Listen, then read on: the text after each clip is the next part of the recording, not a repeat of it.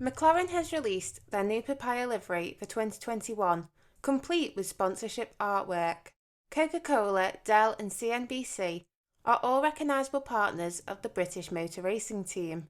However, tucked away on the underfloor is a logo you may not know.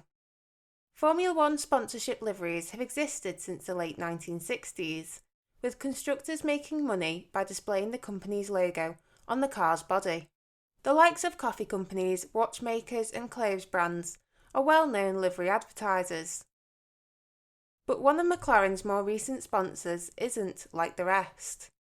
KAUST, also known as King Abdullah University of Science and Technology, is a university in Saudi Arabia, and the chairman of the school is none other than Crown Prince Mohammed bin Salman. Run by the state oil company Aramco, of which the Crown Prince controls, KAUST was opened in late 2009 by King Abdullah, who told regional leaders such as President Assad of Syria, "Undoubtedly, scientific centres that embrace all people are the first line of defence against extremists." The university is located next to the Red Sea village of Thuwal, north of Jeddah, and the campus has been hailed as an oasis for science and technology students. When it was first built, the university had more than 70 green spaces, gyms, clinics and spatial residential districts. It was also full of modern hardware, including Asia's fastest supercomputer, worth around $1.5 billion.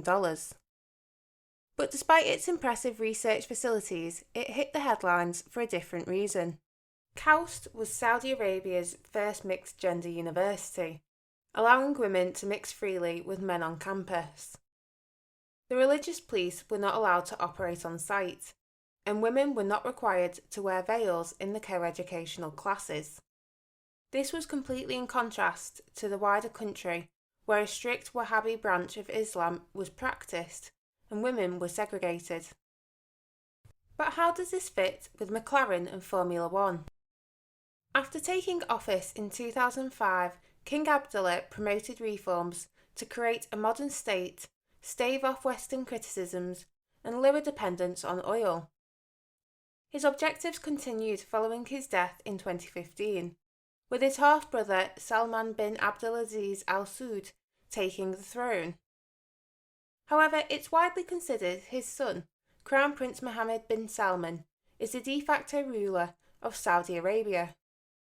The Crown Prince is currently spearheading a cultural revolution, opening the kingdom up to the outside world. He has led several successful reforms, which include regulations restricting the powers of the religious police, the removal of the ban on female drivers in June 2018, and weakening the male guardianship system in August 2019. But it's his Vision 2030 programme that is having a profound impact on sports. Vision 2030 aims to diversify the Saudi economy through investment in non-oil sectors, including technology and tourism. Part of the plan includes ensuring at least 5 Saudi universities are among the top 200 universities in international rankings, and investing billions of pounds into sport. This year, the Arab Kingdom will make its debut on the Grand Prix calendar, with a nighttime street race in Jeddah. It is likely hoped the Saudi Arabian GP will reflect the positive changes happening in the kingdom, and that F1 could reshape its image as it has done with Bahrain and Abu Dhabi.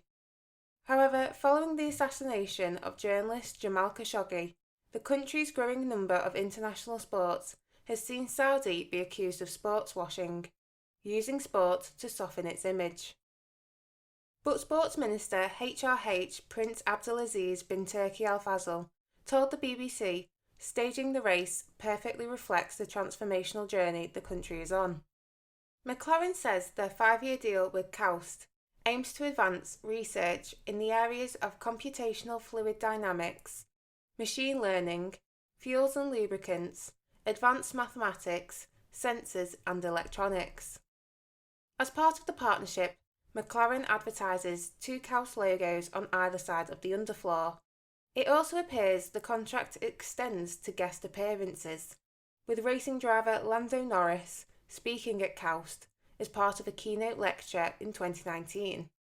If you're a McLaren fan, it can feel like a huge opportunity having a Saudi investor on board, as their money will help the team develop and potentially win more races.